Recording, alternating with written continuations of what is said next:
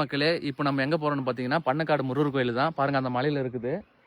இப்போ அந்த மலையில் இருக்கிற முருகர் கோயிலுக்கு தான் இப்போ நம்ம போகிறோம். வாங்க எப்படி போகிறதுன்னு காட்டுறேன். வாங்க போகலாம்.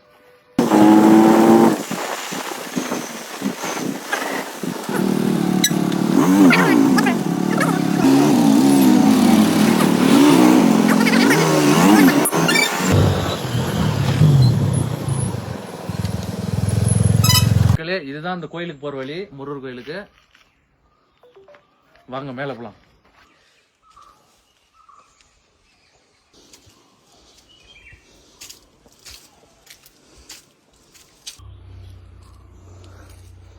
இவங்களாம் முருகனுக்கு சொந்தக்காரங்க மக்களே.